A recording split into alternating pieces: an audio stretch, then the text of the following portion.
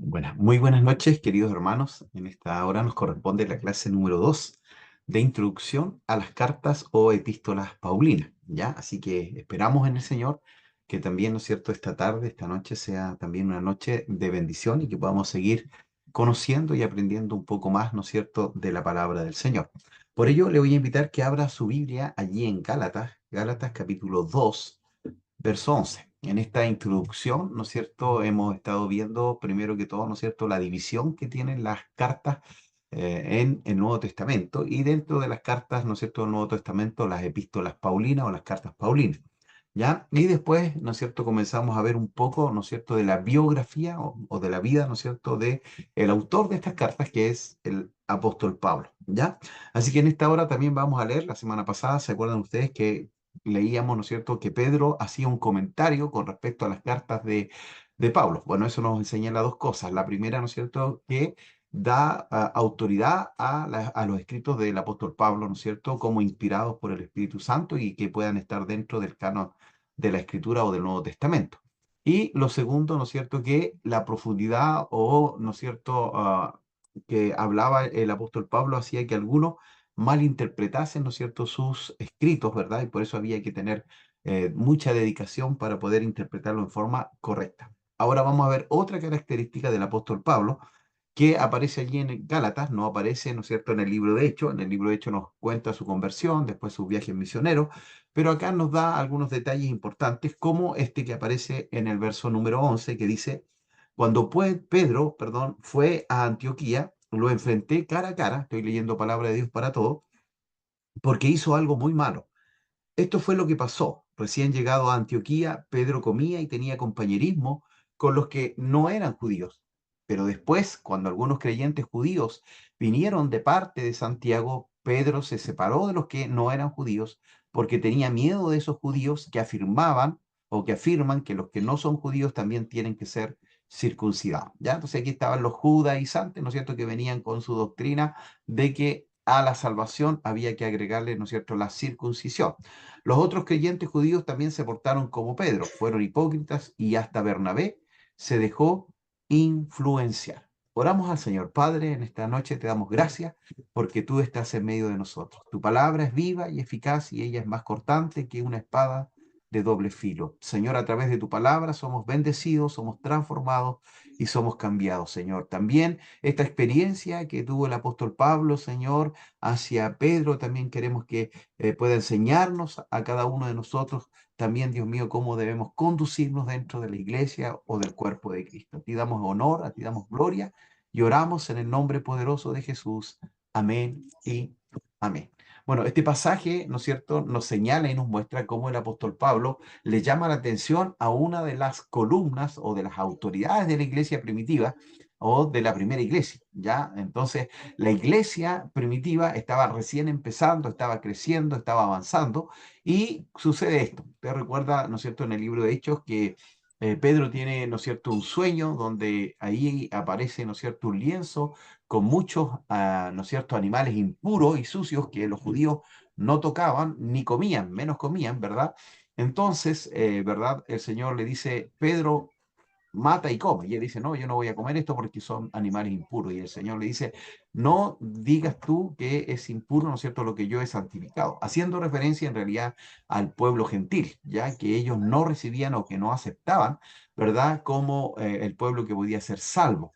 Entonces, ¿verdad? Él tiene que recibir un llamado ahí de Cornelio, ¿verdad? Que es un gentil al cual él va a enseñar a predicar y ellos reciben al Espíritu Santo y ellos quedan todos como perplejos al ver esto, que el Espíritu Santo también se le estaba siendo entregado a los gentiles. ¿Ya? Entonces, allí es donde comienza este trato de el pueblo de Dios con los gentiles, porque hasta antes casi todos eran solamente judíos y acá, ¿no es cierto?, comienza a suceder esto otro, ¿no es cierto?, que es el tema de que ya también la salvación era para los gentiles, ¿ya? Entonces, ¿qué pasa? Nace esta corriente, ¿no es cierto?, herética, que eran los judaizantes, que eran judíos que se habían convertido y reconocían a Jesús como el Salvador o como el Señor, pero, ¿no es cierto?, había que agregarle la circuncisión, había que agregar el día de reposo y no comer ciertos alimentos.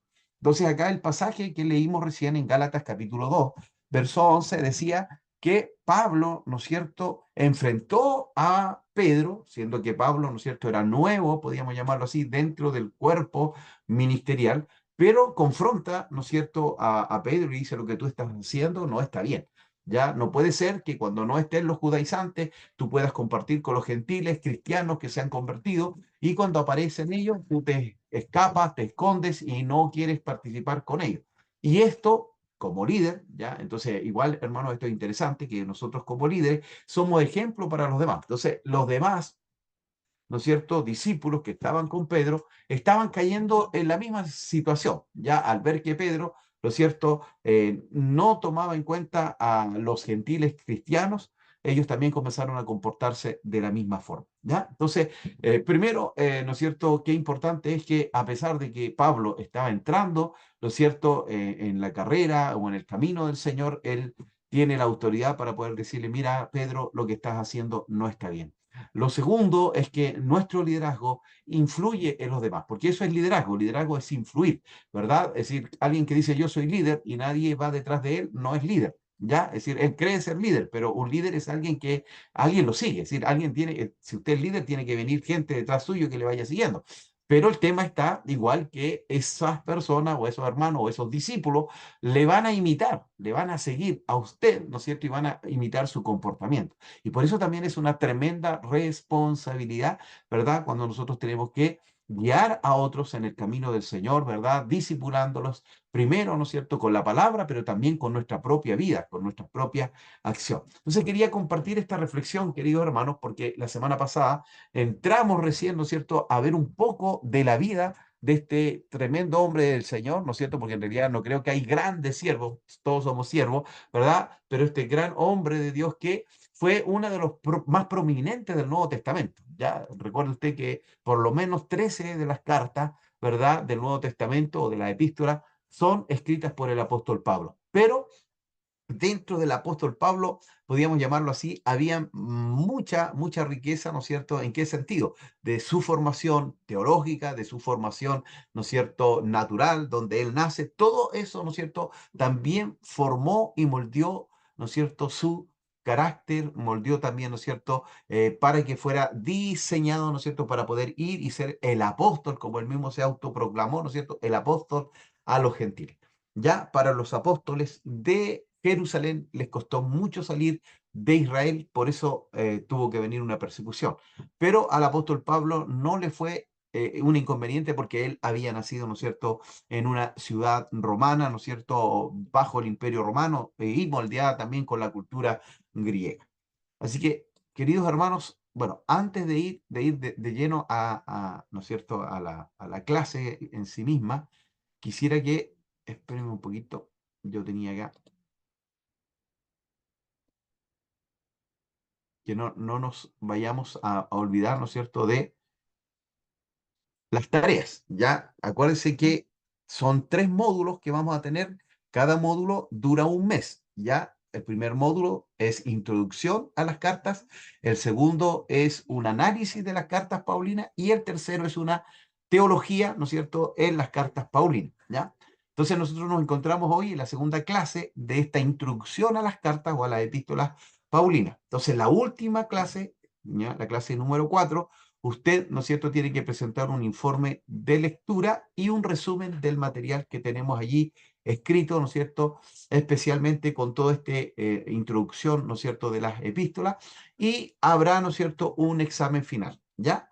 En el segundo módulo tendremos, ¿no es cierto?, que hacer un estudio teológico, ¿verdad?, sobre la eclesiología, es decir, qué dice el libro de Efesios con respecto a la iglesia. Entonces usted va leyendo y va escribiendo, ¿no es cierto?, aquello. Eso va a ser el segundo mes, ¿ya? Y el tercer mes, una cristología de Colosenses. Y en cada uno de los módulos, al final, ¿no es cierto?, un examen, ¿ya? Se los vuelvo a repetir, ¿no es cierto?, ¿para qué? Para que no se les vaya a olvidar, ¿no es cierto?, y no nos vayamos a complicar a último momento, ¿ya? Bueno, dentro de el WhatsApp también, ¿no es cierto?, nos avisaron que ya las grabaciones las van a hacer llegar todos los sábados, ¿ya? Así que yo envío la grabación y quien está a cargo, ¿no es cierto?, las envía los días sábados. Hermana Jennifer, ¿tiene usted alguna pregunta? Sí, Hágalo, ¿no? pero me quedó una duda. con respecto a la primera evaluación, ¿es un informe de lectura? ¿A qué se refiere con Sí, eso? es un informe de lectura de este material que yo se los envié, del material que estaba ahí en sus manitos, ¿ya? Espérenme un poquito. Vamos a compartir acá para que ustedes también lo puedan ver. Y le vamos a poner, como se dice, cuerpo a esa tarea. Ya, ahí donde está el plan de curso, ya ese material se les envió al WhatsApp, introducción a las epístolas paulinas, ya, y ustedes van a tener que hacer un resumen de esto que viene acá. La epístola del apóstol Pablo, un panorama general, ¿verdad? De esta lección y en realidad el libro son 90 hojas, así que solamente yo les voy a pedir que me hagan un resumen de las primeras 40 hojas, ¿ya? Entonces, vamos para que les quede claro y así no tengan problemas, ¿ya? De las primeras 40 páginas, solamente tienen que hacer ese resumen, eso va a tener una nota y un examen final, ¿ya? De lo que estamos viendo acá, ¿ya? Entonces, es Entonces, hay solamente un resumen, o sea, hacer la lectura de esas 40 páginas y hacer el páginas resumen de eso. y hacer un resumen, exactamente. Ahí, Nada ya, más que eso. Y aquí estoy tratando de pillar las paginitas en las cuales, lo cierto, debieran ustedes estar allí.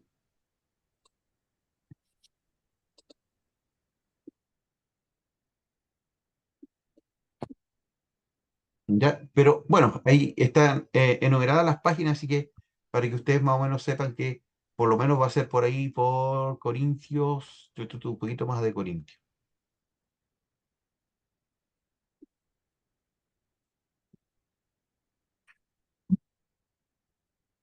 Ya, pero hasta la página 40, ¿ya? Eso le vamos a poner porque si no, y claro, todos van a quedar de pronto ahí como un poquito eh,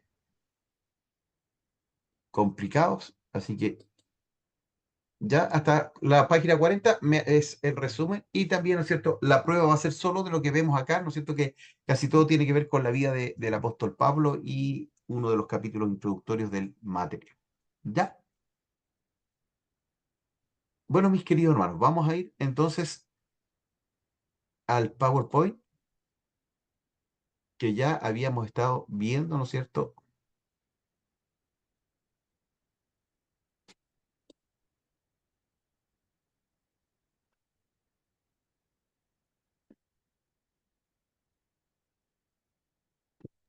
Ustedes me señalan Pastor, si ¿puedo se hacer una vea. consulta? Sí, ningún problema. Hermano Luis. ¿Es referente a los PPT? ¿Igual los va a subir o no? Sí, sí, igual se los voy a enviar. ¿Ya? Así que igual, si me olvido, manden ahí al mismo WhatsApp, nomás, pastor, acuérdese de los PPT y no hay ningún problema para enviarse, ¿ya? Ya, pues, muchas gracias. No hay.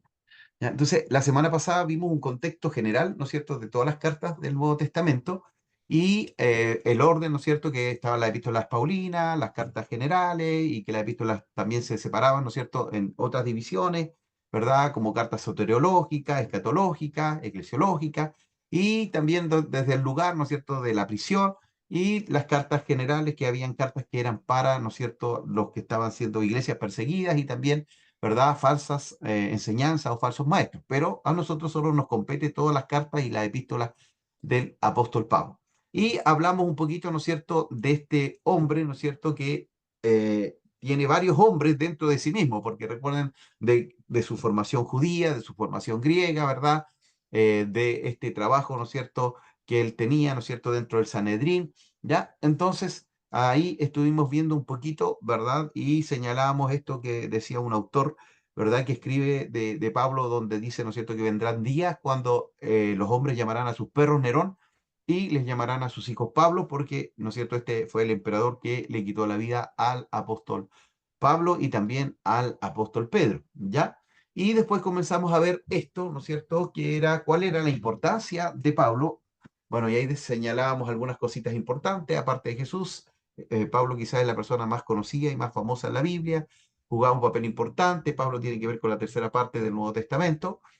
Y habíamos quedado en esta diapositiva, ¿no es cierto? Que él nace allí en Tarso, de Sicilia, ¿verdad? Y al haber nacido en una ciudad, ¿no es cierto?, romana, él tenía, ¿no es cierto?, la nacionalidad o el privilegio de la ciudadanía romana. Ya esto tenía varios privilegios.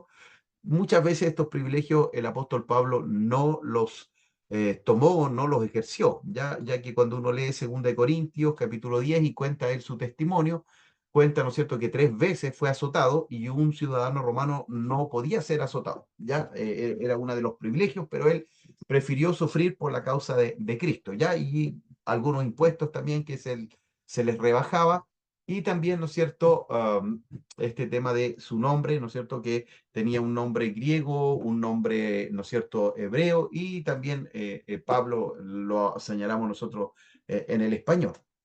Su oficio era hacedor de tiendas, es decir, trabajaba, ¿verdad? Y eso también se encuentra ahí en la escritura para no ser un peso, ¿verdad?, a estas iglesias que él estaba formando.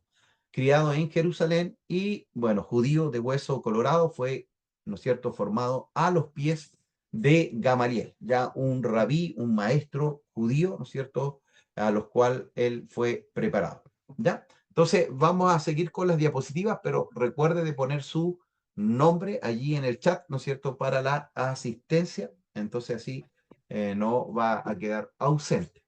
¿Ya? Entonces, recibió instrucción en la ley, a pesar de que él nace en Tarso, ya probablemente, dicen los historiadores, ¿no es cierto?, que fue llevado a Jerusalén para ser formado a los pies de Gamaliel, entonces tuvo una instrucción muy, muy profunda, ¿no es cierto?, de la ley, de la Torá o del Tanaj también, ¿no es cierto?, que es todo el Antiguo Testamento que los judíos, ¿no es cierto?, lo separaban en tres, ¿no es cierto?, la Torá o la enseñanza, la instrucción, después, ¿no es cierto?, los escritos y también los profetas, ¿ya? Entonces, de esas, ¿no es cierto?, siglas se forma la palabra Tanakh y ellos, ¿no es cierto?, todo el Antiguo Testamento le decían de esa manera o de esa forma, ¿ya?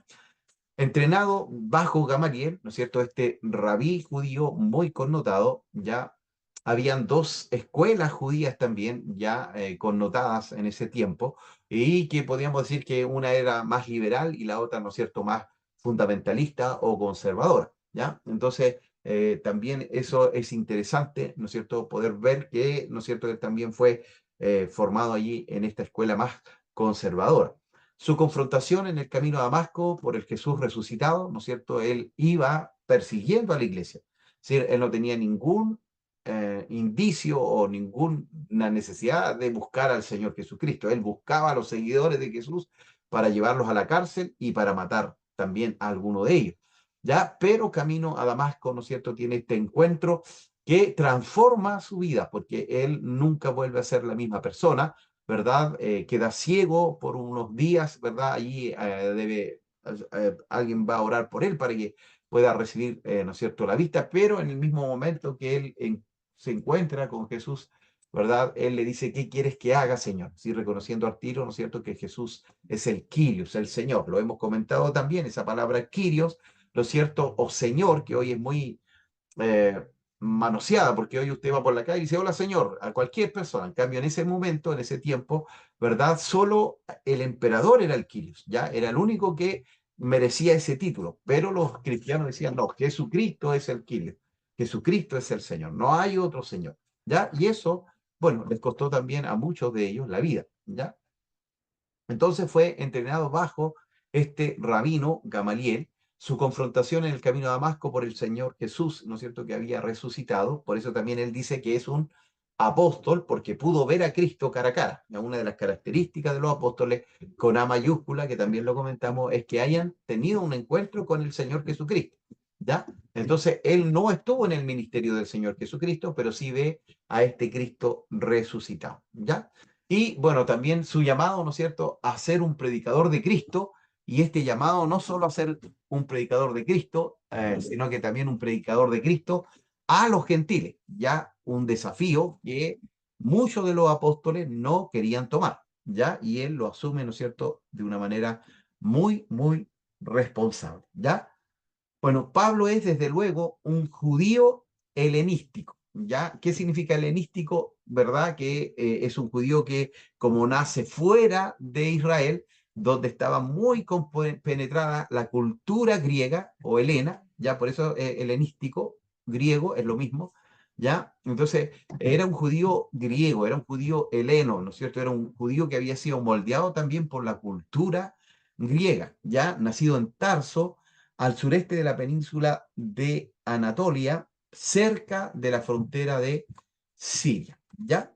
Entonces, era una ciudad de la provincia romana de Cilicia, relativamente grande y con una importante escuela de filosofía popular de tipo estoico. ¿Se acuerda que también lo vimos un poquito, ¿no es cierto?, en la teología juanina, que habían dos corrientes también fuertes, filosóficas. Una era la estoica, ¿no es cierto?, que era el sufrir, el negarse, el negarse a la comida, negarse al sexo, el negarse al matrimonio, ¿verdad? Y estaban los epicúreos, que era lo contrario, era, ¿no es cierto?, el placer, ¿no es cierto?, el hedonismo, el narcisismo, ¿verdad? El amor a sí mismo y al hacer todo, ¿no es cierto?, lo que yo quiera hacer, ¿ya? Pero allí en Cilicia, ¿no es cierto?, estaba este tipo más estoico, ¿verdad? Y es un centro cultural no desdeñable, no pequeño, sino que también tenía, ¿no es cierto?, una considerable cantidad de habitantes. Saulo nace probablemente a comienzos de nuestra era de una familia judía de ciudadanos romanos, pues él lo es desde su nacimiento, ¿ya? Entonces, allí, ¿no es cierto?, se muestra un poquito, ¿no es cierto?, esta Asia Menor, ¿verdad?, en tiempos del apóstol Pablo, ¿ya? Y aquí está Cilicia, ¿no es cierto?, y ahí está Tarso, ¿ya? Ahí cerca de Antioquía, ¿verdad?, donde también después ellos son, cuando se convierte el apóstol Pablo, ¿no es cierto?, en esa iglesia también él es enviado después como misionero. ¿Ya? Hermanos, cualquier duda, consulta, ustedes pueden abrir su micrófono porque yo aquí ahora, ¿no es cierto?, tengo algunos nomás en mi pantalla, pero sienta la libertad de preguntar, ¿no es cierto?, en cualquier momento. ¿Ya? Bueno, Saulo recibe como nombre propio el típico judío del primer rey de Israel. Ya Saulo en realidad viene de la raíz de Saúl, ¿no es cierto? Del Saúl del Antiguo Testamento, ¿verdad? Del primer rey de Israel. ¿Ya? Y Pablo es la versión castellana del latín Paulus, ¿ya? Conocido gentilicio o de la gens Paula, familia patricia importante y antigua de Roma. Ya quizás la de Saulo adoptase ese apellido como homenaje a algún miembro de tal, ¿no es cierto?, genealogía, ¿no es cierto?, de este grupo romano, con quien tuviera especial relación. ¿Ya? Entonces, es interesante, ¿verdad?, de lo que sucede acá con el nombre del apóstol. Da la impresión, dice, de que su familia es de clase acomodada, ¿ya? Precisamente por tener esa ciudadanía, ya había gente que compraba la ciudadanía romana, ya por todos estos privilegios que hacíamos comentarios hace un momento atrás, ¿ya? Y por la educación dice que Pablo da muestra a lo largo de su vida, es decir, desde Tarso es enviado, ¿verdad?, a Jerusalén para ser formado a los pies de Gamaliel, entonces eso todo necesitaba recursos, ¿ya? Es parte de la numerosa colonia judía de esa ciudad y además de las normales relaciones de los judíos de la diáspora con Jerusalén. Ya recuerden ustedes que los judíos tenían por lo menos que bajar a Jerusalén, al templo, 3 veces al año. Ya dentro de Israel, todos los judíos tenían que ir por lo menos 3 veces al año al templo, y los de la diáspora, ¿no es cierto?, se les pedía que por lo menos una vez al año, ¿no es cierto?, aquellos que estaban en otros países pudieran venir también, ¿no es cierto?, al templo, a Jerusalén. ¿Ya? Entonces dice, es parte de la numerosa colonia judía de esa ciudad y además de las normales relaciones, ¿verdad?, de los judíos de la diáspora con Jerusalén. Tiene otras porque Pablo se encontrará con un sobrino, hijo de su hermana, que vive también allí en Jerusalén, ¿ya? Entonces, tenía familia también el apóstol, ¿no es cierto?, allí en Jerusalén. Ahora, esta formación griega y judía, ¿no es cierto?, que permeó la vida del apóstol Pablo, hace interesante y podemos sacar algunas deducciones, como cuáles, las que yo les decía, que para él no era difícil ir a un país, a una nación pagana, ¿verdad?, o gentil, porque como él había nacido en Tarso, que era una ciudad pagana, ya, entonces, y llevar el evangelio, no así los apóstoles, ¿no es cierto?, de Jerusalén, que les costó mucho poder salir, ¿no es cierto?, podríamos llamarlo así, de su estructura o de sus cuatro paredes o de su ciudad natal, ¿ya? Saulo y su familia son de la tribu de Benjamín, ya judíos observantes y de tendencias fariseas. Ya él personalmente y con mucha probabilidad también los suyos. Ya para recordar y por si hay un hermano, ¿no es cierto?, nuevo que no estuvo en la teología juanina, que lo comentamos, ¿no es cierto? Dentro de los grupos religiosos estaban los fariseos, estaban los saduceos. Los fariseos creían en todo el Antiguo Testamento o la Tanakh, ¿verdad? Los libros históricos, Pentateuco, ¿verdad? Libros poéticos, profetas mayores y menores.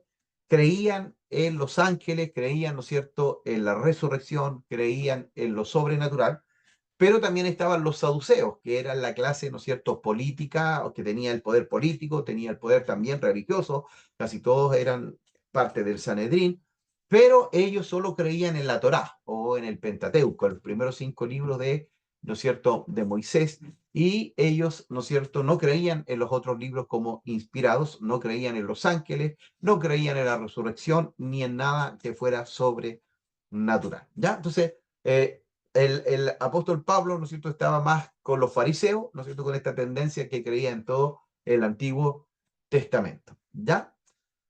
Dice, como era costumbre, Saulo recibe una educación griega que aparece en la lectura de su posterior correspondencia. Bueno, también formación judía en Jerusalén, como parece indicar la frase educado a los pies de Gamaliel, ¿ya?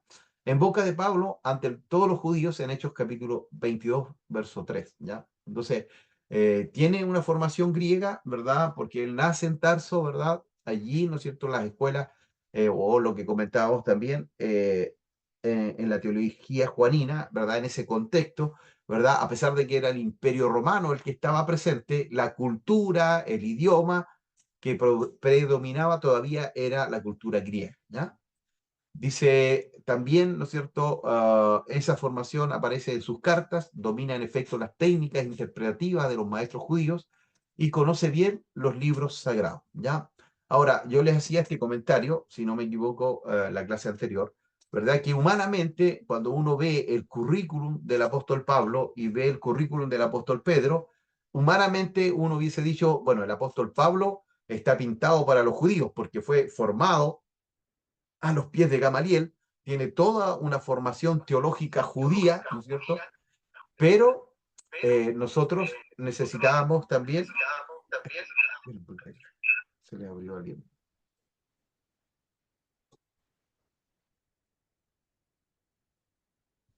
Entonces, ahí, hermanos, esta formación, ¿verdad? Teológica, entre comillas, ¿no es cierto?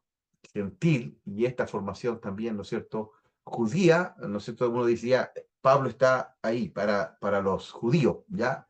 Para la iglesia en Jerusalén, para aquellos que son de cuna judía.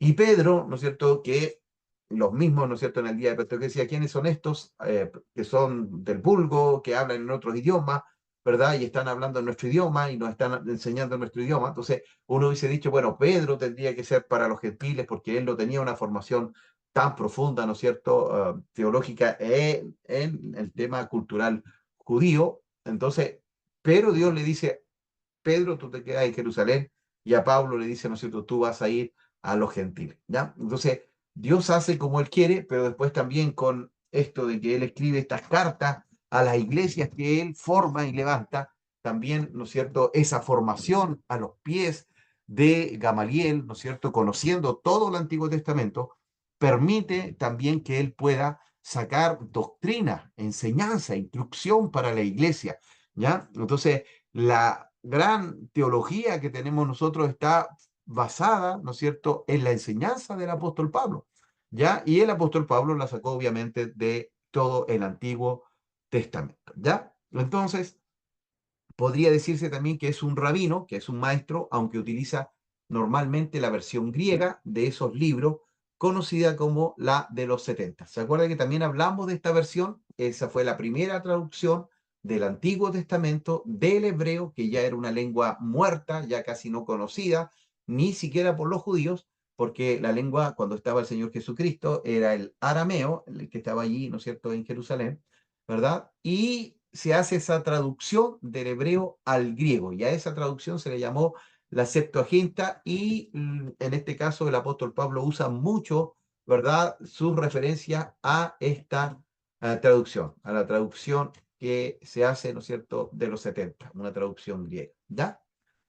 Bueno, dice, sin embargo, el judaísmo había sido profundamente helenizado. Ya, es decir, ¿se acuerdan ustedes? Los judíos no permitían ningún tipo, ¿no es cierto?, de normas, de ritos, de ceremonias que tuviera una raíz gentil, ¿ya? Pero, ¿verdad? Como los judíos tuvieron que vivir y estar en otras ciudades, en otros países, muchos de esos judíos se permearon con la cultura griega y nace un judaísmo, ¿no es cierto?, helenizado, ¿ya? Aunque sin perder del todo sus características tradicionales. Ya en Alejandría, por ejemplo, la ciudad tal vez más importante del Mediterráneo, se había producido una profunda fusión entre la cultura helénica y la mentalidad judaica, ¿ya? Entonces, los judíos allí, ¿no es cierto?, en Alejandría, ya no vivían ese judaísmo puro, sino que ya era un judaísmo helénico, ya con harta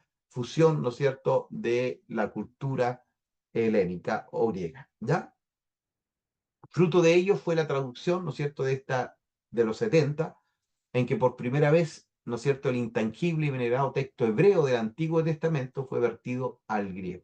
Ya recuerde usted que los masoretas, los escribas o los traductores del Antiguo Testamento eran muy cuidadosos y muy meticulosos, es decir, permitir que su Biblia, que había sido escrita originalmente en hebreo y algunas partes en arameo, ¿verdad?, fuera traducida al griego, para muchos rabinos era una herejía, ya era, ¿no es cierto?, un sacrilegio.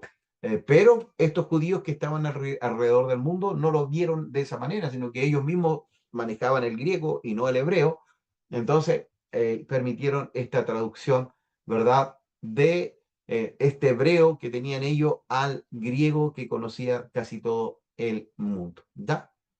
Fruto de ello, ¿no es cierto? Entonces pasó a traducirse la versión de los 70, que es esta versión que pasa del hebreo al griego, no sin escándalo de los rabinos más observantes, y también dicen en Alejandría vivió, ¿no es cierto?, y enseñó Filón de Alejandría, el pensador hebreo más original y tal vez el más destacado de todo el siglo I, aquel Filón de Alejandría que quiso leer la revelación a la luz del pensamiento platónico, dando así origen a una exégesis totalmente original y comunicando nueva savia al llamado platonismo medio. ¿Ya? Este Filón fue uno de los primeros también, ¿verdad?, con algunas herejías bien raras y extrañas, ¿verdad?, que quisieron permear a la iglesia en el primer siglo, y ahí tuvieron que levantarse, ¿no es cierto?, hombres de Dios para defender, ¿no es cierto?, la pureza y la limpieza de la escritura. ¿Ya? Ahora, el estado civil de Pablo, bueno, es complejo, es difícil, porque no hay evidencia, ¿verdad?, de que si era casado, si era soltero, si era viudo, ¿ya? Entonces hay probabilidades, ¿ya? Probablemente, quizás, usamos ahí ese término, ¿no es cierto?, esa terminología, porque no hay evidencias claras, ¿no es cierto?, de que fuera soltero, que fuera casado o que fuera viudo, ¿ya? Entonces se dice que pudo haber sido viudo porque para ser parte del Sanedrín tenía que ser casado, ¿ya? Entonces, por eso le digo, es como bien, bien complejo la intimidad del apóstol Pablo. Dice, circuncidado a los 8 días de nacer, como la gran mayoría, ¿no es cierto?, de los judíos, israelita de nación, de la tribu de Benjamín, ya hebreo de pura cepa y por lo que le toca a la ley, fariseo. Es decir, él mismo hacía, ¿no es cierto?, esta alusión allí en el libro de Filipenses. Yo soy judío, natural de Tarso, ciudad de Cilicia, que tiene su fama, lo dice también, ¿no es cierto?, Teófilo, en este caso es Lucas quien le escribe a Teófilo en el libro de Hechos, haciendo referencia, ¿no es cierto?, como Pablo también señalaba de sí mismo esto, ¿no es cierto?, en una de sus eh, defensas o también, ¿verdad?, eh, conversaciones que tenía con algunas autoridades. Por esto, por estos textos se ve que Pablo nació en el seno de una familia de pura raza judía, orgullosa de su linaje. Recuerde usted que para los judíos era muy relevante, muy importante su genealogía, ya ellos tenían, ¿no es cierto?, este estudio de dónde venían sus padres, sus ancestros, hasta llegar a una de las 12 tribus de Israel. Y eso tenía que comprobarse también, ya después que ellos vuelven del exilio, muchos no pudieron comprobar su descendencia arónica o levita y fueron echados del servicio, ¿no es cierto?, en este caso de los levitas o de los sacerdotes. Entonces, por eso era tan importante conocer también, ¿no es cierto?, su genealogía, sus antepasados, de qué tribu, ¿no es cierto?, venía, ¿ya? Entonces, se supone que su padre era tejedor, como lo fue también Pablo, ¿no es cierto?, haciendo tiendas. Era de condición pudiente, ya que había recibido el privilegio tan deseado de la ciudadanía romana, no cualquiera podía tener esta ciudadanía. Más de una vez el apóstol invocará este título cuando tenga que vérselas con la autoridad romana, pero sobre todo, ¿no es cierto?, apreciaba los beneficios de la paz romana y el sentido de equidad que caracterizaba, ¿no es cierto?, al genio de Roma. Ya después de todas las convulsiones, ¿no es cierto?, eh, que hubieron en ese tiempo, al final de la época, ¿no es cierto? Es importantísimo, ¿verdad? Esta razón de ser, ¿verdad? Del apóstol Pablo, ¿ya?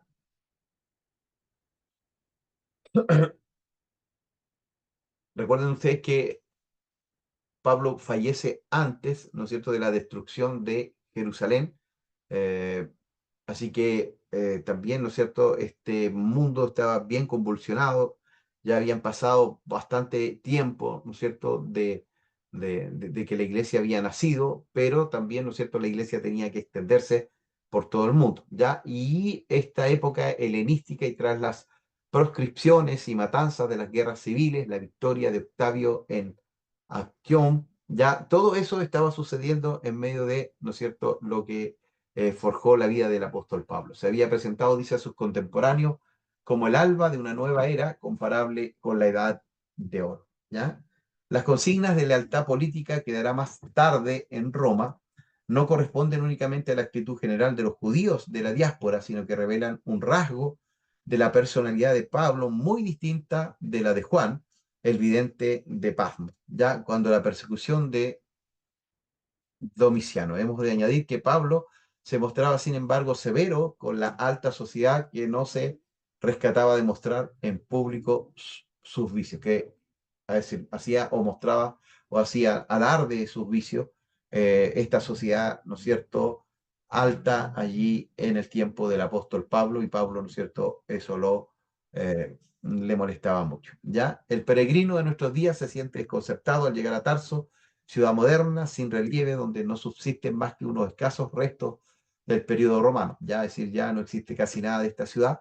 Antiguamente fue una ciudad muy próspera, gracias a su posición geográfica, construida, ¿verdad?, cerca del mar, disponía de un puerto en el río, ya signo por las puertas sirias, desfiladero en medio del Tauro, recibía las caravanas llegadas de Antioquía, mientras que por las puertas de Cilicia se abría a la alta planicie de Anatolia. ¿Ya? Ahora, ¿cuántas veces recorrería Pablo aquellas calles, la ciudad de Tarso? La ciudad era célebre por la fabricación de silicio, una tela fuerte hecha de pelo de cabras para las tiendas de los nómadas, ¿ya? En el taller familiar, Saulo aprendió aquel oficio que ejercitaría más tarde con satisfacción, ¿ya? La ciudad de Tarso, con unos 300.000 habitantes aproximadamente, entre los que se mezclan, como en todos los puertos, los elementos más variados. Tarso es además una ciudad, universitaria, como sabemos, ¿no es cierto?, por un geógrafo griego, ¿verdad?, llamado Estrabón, ¿ya? Entonces, una cantidad considerable de habitantes tenía esta ciudad, ¿ya? Ahora, la autoridad de Pablo y las fuentes de su pensamiento, ¿ya? Fue criado a los pies de Gamaliel, entonces tuvo una formación judía, dice, su conversión dramática le forzó a reexaminar todas sus convicciones religiosas anteriores, ya él estaba siguiendo a la iglesia o a los cristianos o a los del camino, como también, ¿no es cierto?, se les llamaba en ese tiempo, ¿verdad? Porque él creía que estaba haciendo la voluntad de Dios, ya que él estaba, ¿no es cierto?, limpiando, entre comillas, eh, a, a- a- a la religión judía, ¿verdad? Porque estos cristianos, ¿no es cierto?, no estaban, entre comillas, para ellos cumpliendo el Antiguo Testamento. Ya conscientemente se consideraba un apóstol, muchas veces él mismo se autodesignó, ¿verdad?, apóstol a los gentiles, y él interpretaba con libertad soberana el Antiguo Testamento, de donde pudo extraer, ¿no es cierto?, toda su doctrina, toda su teología, ¿no es cierto?, que la encontramos especialmente, perdón, en el libro de Romanos. ¿Verdad? Dice que recibió su enseñanza en parte de Jesucristo, bueno, eso lo cuenta ahí en Gálatas, ¿no es cierto?, donde él estuvo recibiendo revelación bastante tiempo después de su conversión, y después vuelve, ¿no es cierto?, y aparece a los discípulos allí en Jerusalén. A veces dice, da crédito a otros cristianos. Pedro era fuente para Pablo y otras tradiciones cristianas tempranas. Si él extrajo, ¿no es cierto?, información de varios lugares.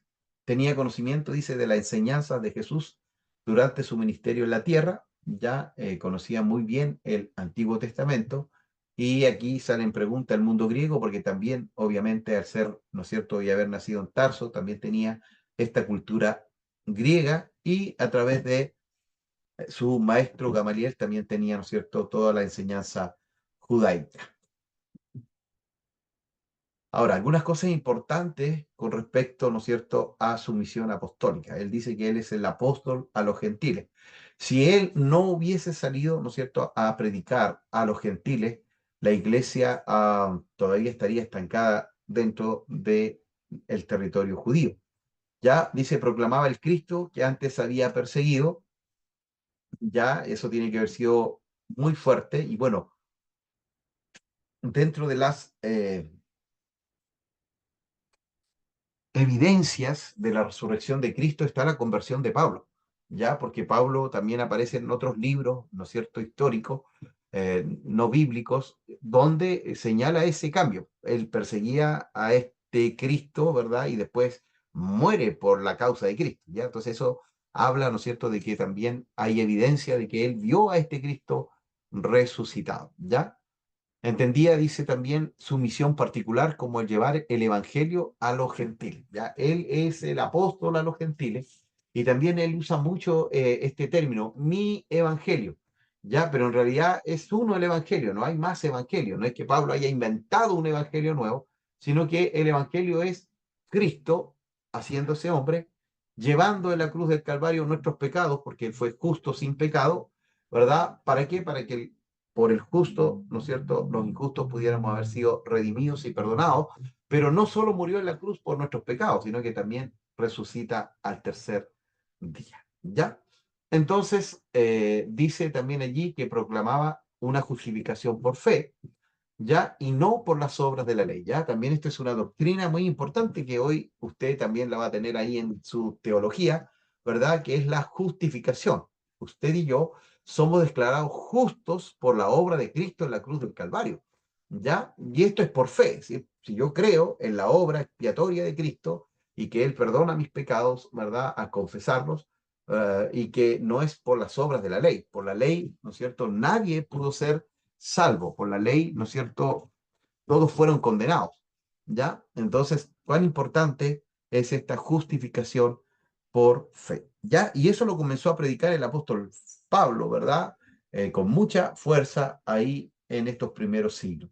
El problema con una cronología de la carrera misionera de Pablo, nosotros para poder extraer, ¿no es cierto?, el orden de todo el recorrido de Pablo, no solo podemos basarnos en el libro de Hechos, aunque ahí aparece el primer viaje, el segundo viaje, el tercer viaje, sino que también tenemos que ir, ¿no es cierto?, a otros libros del Nuevo Testamento como el libro de Gálatas. Ya dice, Pablo no se refería mucho a datos biográficos de su vida, si no hablaba mucho de él porque él mandaba cartas a las iglesias para satisfacer o responder o cumplir, ¿no es cierto, amado?, con algún requerimiento que le había hecho la iglesia. ¿Ya?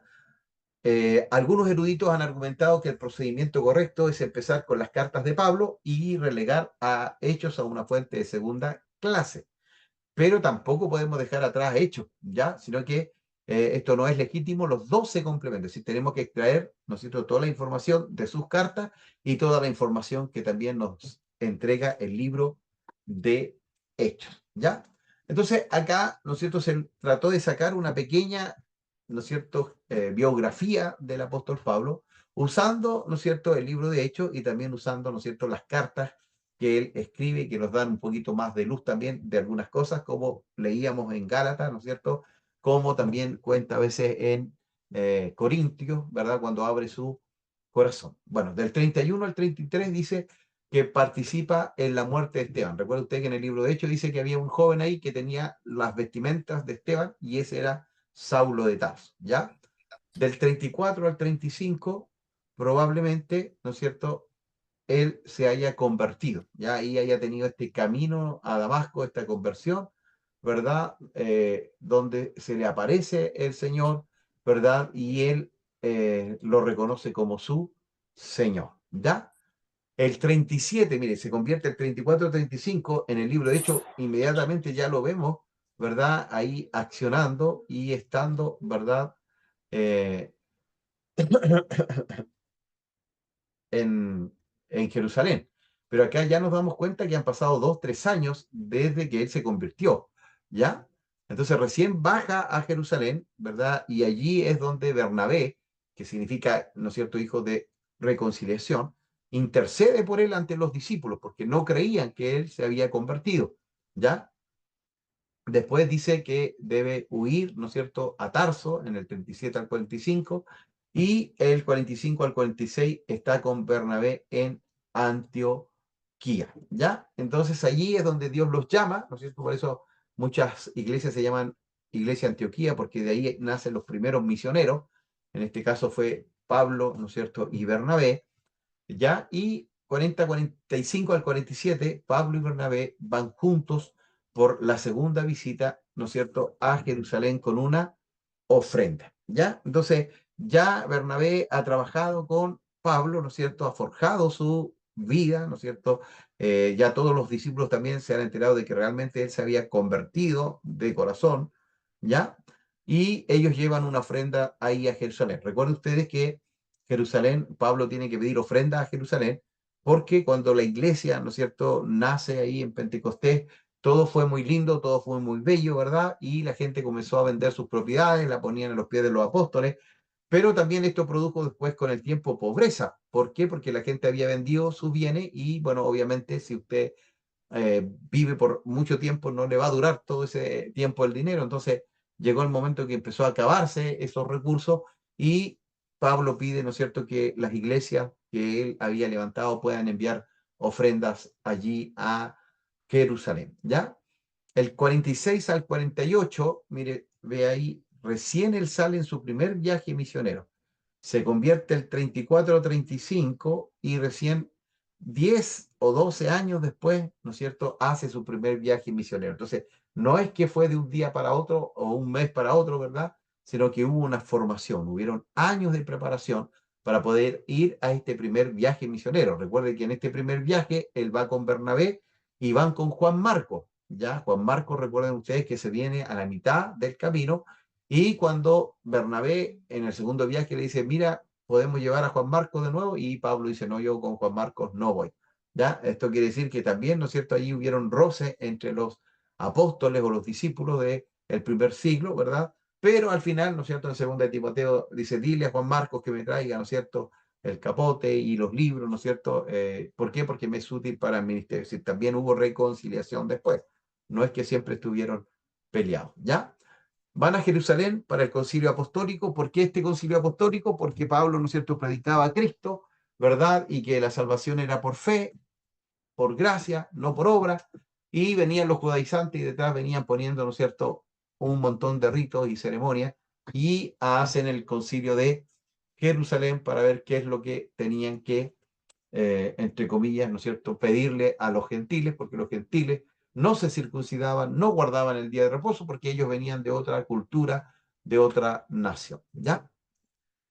48 al 49 regresan nuevamente, ¿no es cierto?, a Antioquía y luego se separan, ya recuerden que ahí se separan porque Bernabé, ¿no es cierto?, respalda a Juan Marcos y Pablo se va con Silas, ¿ya?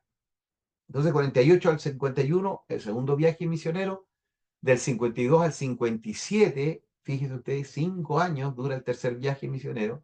y 57 al 59 visita a Jerusalén, está en prisión, en Cesarea y nuevamente, ¿no es cierto?, en prisión, ¿ya?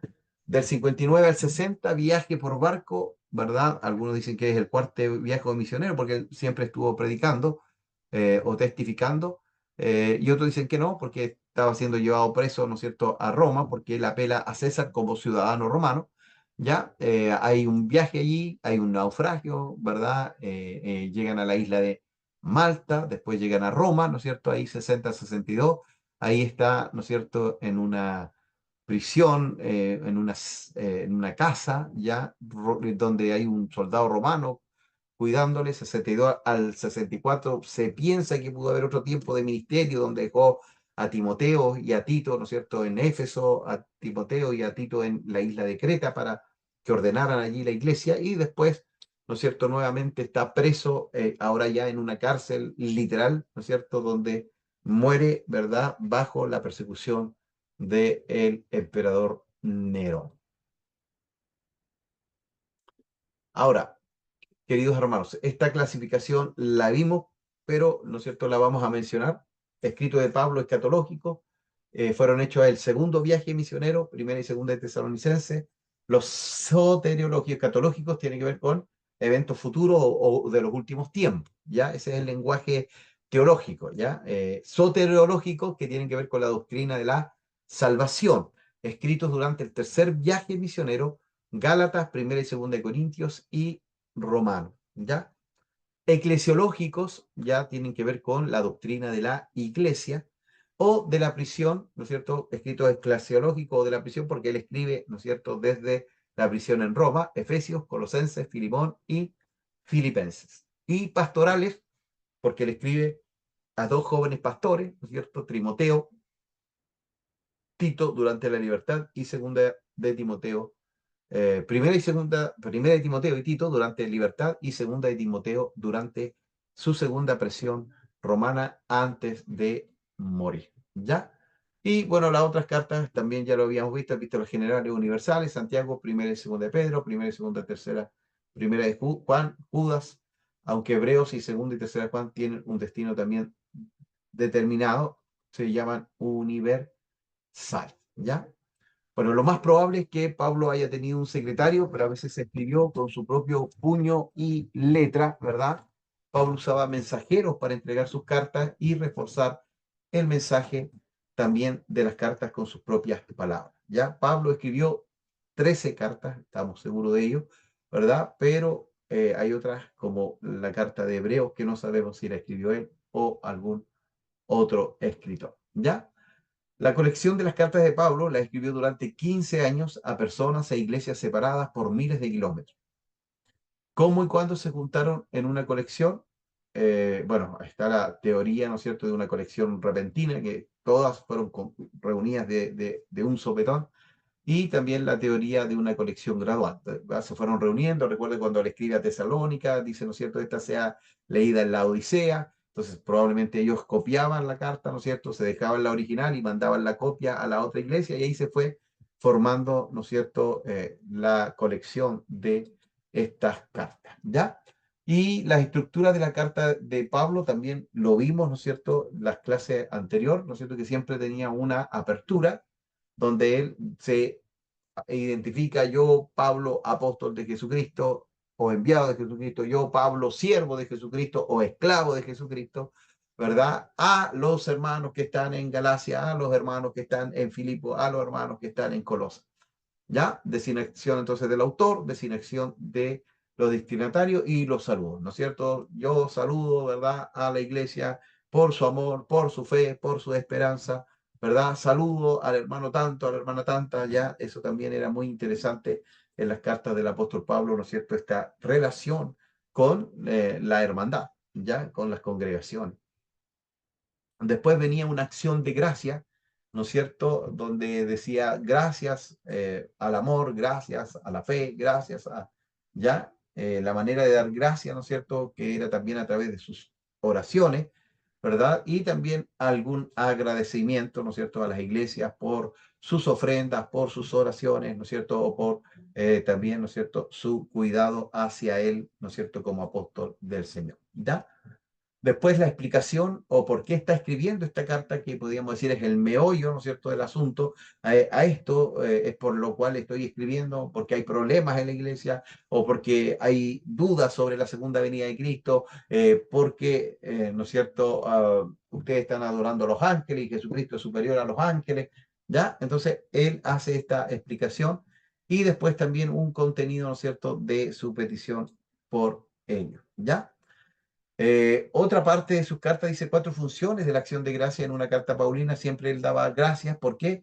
Porque es una transición de la apertura del cuerpo de la carta, ¿no es cierto? Bueno, de la introducción a el cuerpo, ¿no es cierto? Al meollo de que él quiere llegar, renueva la relación positiva entre Pablo y los destinatarios, ¿no es cierto? Porque los destinatarios se sentirán también muy agradecidos, ¿no es cierto? Porque el apóstol Pablo ora por ellos, se preocupa por ellos, ¿verdad? Hay siempre una continua preocupación, ¿verdad? Por sus hijos espirituales también, ¿ya? Renueva también la relación positiva entre Pablo y los destinatarios, lleva un reto implícito, ellos deben intentar merecer el cumplido que les da e introduce los temas de la carta.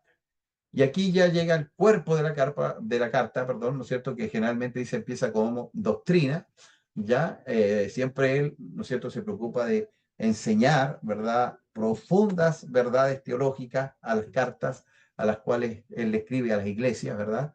Y después de la doctrina pasa a, ¿no es cierto?, a la acción, termina con exhortaciones, ¿verdad? O que lleven a la práctica lo que él ha enseñado, ¿ya? Y antes de la conclusión, dice, muchas veces utiliza la parusia apostólica, es decir, menciona la actividad de escribir la carta, menciona su relación con los lectores, menciona el deseo de visitar a los lectores y se refiere también a quien lleva la carta. ¿Ya? Entonces, aquí está un poquito más profundo de lo que vimos el otro día, ¿no es cierto?, con respecto a las cartas del apóstol Pablo. La conclusión de sus cartas siempre hay una bendición de paz, ¿no es cierto?, una exhortación final también a sus hermanos y saludos. Yo, Pablo, firmo, ¿no es cierto?, con puño y letra esta carta y la bendición, ¿no es cierto?, que también expresa en casi todas sus cartas. ¿Ya? Entonces, tiene un orden, ¿verdad?, allí importante e interesante. Queridos, estamos aquí en la diapo 36. No sé si hay alguna duda, consulta con respecto a lo que hemos visto hasta acá sobre el apóstol Pablo. Ya estamos aprovechando porque como esto es una introducción a las cartas, ¿no es cierto?, donde vamos a tratar de extraer todo lo que podamos del apóstol Pablo.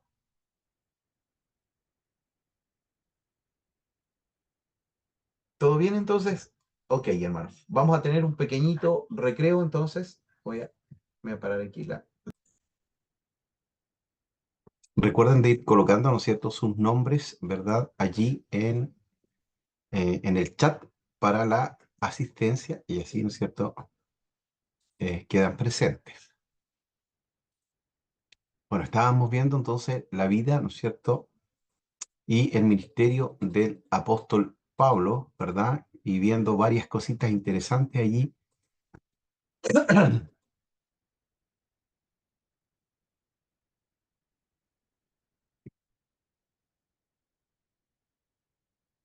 Y aquí está, ¿no es cierto?, que proclamaba a Cristo.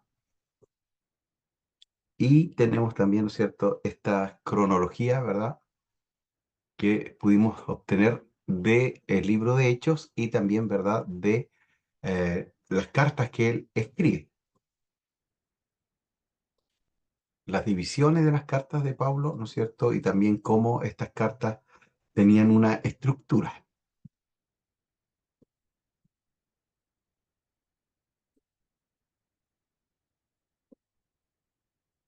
Y esto es lo que deberíamos comenzar ahora, ¿no es cierto? A ver, cualidades de Pablo, ¿no es cierto?, que aprendemos en sus cartas. Bueno, a través de, ¿no es cierto?, este autor, Guthrie, podemos ver su sentido de vocación divina. Ya desde que él recibió el llamado del Señor, camino a Damasco, ¿verdad? Siempre se enroló o se encaminó a este plan eterno, ya que Dios tenía para él. Por eso mismo en el libro de Gálatas dice que él pasó, ¿no es cierto?, un tiempo también de búsqueda profunda, ¿no es cierto?, para conocer qué es lo que Dios quería con él, ¿verdad?, y con su vida. ¿Ya? Eso también nos motiva a nosotros a poder descubrir, ¿no es cierto?, cuál es el propósito de Dios en nuestras vidas. Porque si descubrimos el propósito, ¿no es cierto?, de Dios, vamos a ser, ¿no es cierto?, como un barco, ¿no es cierto?, con un timón que va a un lugar definido, ¿ya? La autoridad que tenía el apóstol Pablo, ¿ya? Es decir, él tenía un sentido de vocación, el llamado, ¿no es cierto?, de ir y predicar a los gentiles, el apóstol a los gentiles. Pero lo hacía también con una autoridad, es decir, no tuvo temor, ¿no es cierto?, en llamarle la atención al gran apóstol Pedro, ¿verdad? Lo hizo con toda la autoridad y bueno, también cuando él, ¿no es cierto?, entre comillas, respondía a los ataques de los judaizantes, ya cuando él en Gálatas dice estos perros judíos, ¿no es cierto?, en realidad él dice a los judaizantes, porque los judaizantes señalaban, ¿no es cierto?, que los cristianos eran unos perros, que los gentiles eran perros. Entonces, él toma las mismas palabras que usan, ¿no es cierto?, despectivas los judíos para decirle ustedes son, ¿no es cierto?, esos perros que mutilan el cuerpo, ¿ya? Porque a eso tenía que ver con la circuncisión, ¿ya? Que obligaban a los gentiles a que se circuncidaran, ¿ya? Obviamente su amor por los creyentes y las iglesias, ¿ya? Es decir, las cartas nacen, yo creo, precisamente por eso, porque él no podía estar en todos los lugares a la misma vez. Y también, ¿no es cierto?, él levantaba iglesias y siempre se estaba preocupando de ellas para saber qué estaba pasando en la iglesia. Y de acuerdo a lo que él escuchaba, ¿no es cierto?, enviaba estas cartas o de ánimo, o de amonestación, o de instrucción, ¿verdad? Para poder, ¿no es cierto?, seguir guiando a esta iglesia, aunque sea a distancia, ¿ya? Entonces, su amor siempre ahí por los creyentes, ese trabajo colaborativo, ¿no es cierto?, siempre llamó a los que trabajaban con él como colaboradores, como, ¿no es cierto?, estos compañeros de milicia, nunca así con despreciación, sino que siempre trabajando en unidad, ¿ya? Y también, ¿no es cierto?, tenía convicciones claras y profundas. Ya él no transaba sus principios, ¿no es cierto?, fue capaz de predicarle y hablarle a estos grandes hombres, ¿no es cierto?, o autoridades, ¿no es cierto?, al rey Agripa, ¿se acuerdan ustedes? Que el rey Agripa le dice, mira, casi, casi, casi me convence, y él dice, ojalá que no haya sido un casi, sino que yo hubiese querido que usted se convirtiera, porque en realidad, ¿no es cierto?, es la vida eterna que está en juego, ¿ya? Entonces sus convicciones siempre estuvieron ahí, ¿verdad? Y por esas convicciones él estuvo también dispuesto incluso a llegar a la muerte, ¿ya? Bueno, su versatilidad. Yo creo que esta es una característica eh, que a nosotros como cristianos nos cuesta mucho, ya ser versátiles, ya es decir, no cambiar el fondo, ya porque el fondo es uno, la predicación es una, pero la forma puede cambiar, ya la forma de cómo predicamos, la forma de cómo hacemos liturgia, también, ¿no es cierto? Puede haber esa versatilidad. Entonces es sorprendente, ¿no es cierto? Cuando Pablo, ¿no es cierto?, va en el aerópago y ve esa imagen, ¿no es cierto?, del Dios desconocido al Dios no conocido, y él dice, bueno, de todos sus dioses, ¿no es cierto?, yo vengo a hablar de este, el que ustedes no conocen, ¿verdad? ¿Para qué? Para tener un punto de contacto, ¿no es cierto?, y para que los griegos, ¿no es cierto?, también pudieran escuchar el mensaje de salvación, ¿ya? Entonces, era muy versátil, ¿no es cierto?, y él mismo lo decía, cuando tengo que hablar con alguien de la alta alcurnia, uso un lenguaje, ¿no es cierto?, adecuado, pero si tengo que hablar con alguien que está ahí abajo, también, ¿no es cierto?, me hago entender, ¿verdad? Con los sabios soy sabio, ¿verdad? Con los entendidos soy, perdón, entendido, ¿ya? Bueno, su lenguaje y su estilo, ¿no es cierto? Siempre él trató de ser lo más práctico dentro de sus eh, cartas, siempre tenía un lugar, ¿no es cierto?, para la doctrina, para la enseñanza. Disculpe.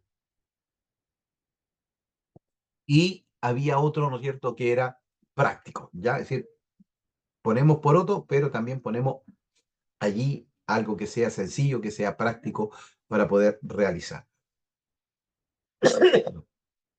Bueno, su poder físico de perseverar. Mire, los viajes que él tuvo eran viajes extensos que duraban mucho tiempo, ¿verdad? Y con no buenas comodidades. Entonces, realmente igual tiene que haber tenido un buen físico, ¿no es cierto?, para haber soportado esos 3 viajes misioneros, uno de 5 años, otro de 3 años, otro de 2 años, ya, donde él tenía que moverse, ¿no es cierto?, ir de iglesia en iglesia, levantando líderes, bueno, ganando gente, levantando líderes, formando, ¿no es cierto?, y dejando allí autoridades y después yéndose a otro lugar, ¿ya? Y también estas experiencias espirituales que no todas él las relata, ¿no es cierto? Hay un pasaje cuando él dice, no sé si en el espíritu o no, ¿no es cierto? Hubo un hombre que subió al tercer cielo. En realidad, él está hablando de sí mismo, ¿verdad? Y que ahí vio cosas que no son posibles de contar. Entonces, imagínense todas las experiencias que tuvo el apóstol Pablo, ¿no es cierto?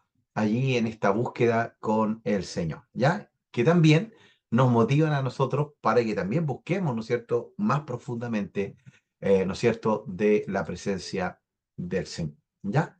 Entonces, vamos a ver una de las primeras características de este apóstol, el apóstol, ¿no es cierto?, de Jesucristo. Pablo reivindica con energía el origen inmediato de su llamada y no quiere depender más que de Cristo, del que se proclama servidor, o a diferencia de los 12 que siguieron a Jesús por los caminos de Palestina, Pablo llegó un poco tarde, por eso él ahí en 1 Corintios capítulo 15 dice que él era un apóstol como un abortivo. ¿Por qué? Porque Cristo había muerto, pero resucitó. Y este resucitado le sale al encuentro y por eso ahora él también puede ser un apóstol, porque él había visto a Cristo cara a cara, ¿ya? Descubriendo, dice, en medio de un relámpago la presencia del resucitado, ¿no es cierto?, en su iglesia. Entonces ahí él se da cuenta que él no estaba persiguiendo, ¿no es cierto?, a un grupo de personas, sino que a quien estaba persiguiendo era a Cristo mismo. Y Jesús le dice, dura cosa es dar coces contra el aguijón. Ya, Pablo, Pablo, ¿por qué me persigue?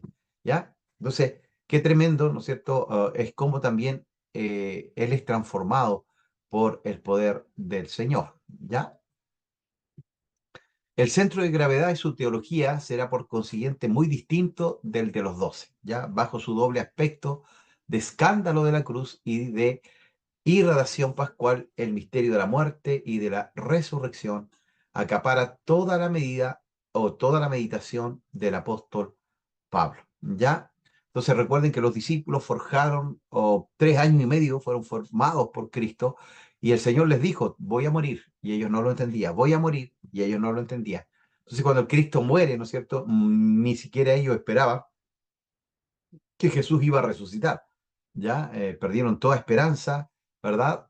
Y después, ¿no es cierto?, se les aparece y aún así, ¿no es cierto?, algunos dudaban, como Tomás, pero el apóstol Pablo basa, ¿no es cierto?, su experiencia en este encuentro con Cristo, con el Cristo resucitado. Entonces él proclama a los 4 vientos que Cristo murió y que Cristo resucitó, ¿ya?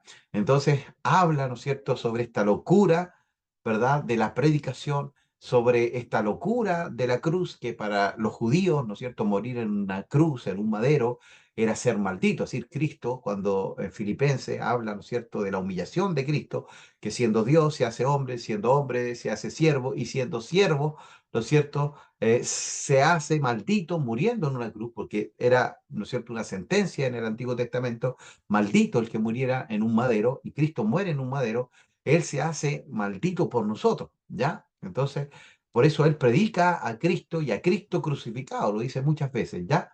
Entonces basa su predicación en este Cristo que resucita de los muertos, porque él pudo verle cara a cara también, ¿ya? Entonces, esa es su meditación.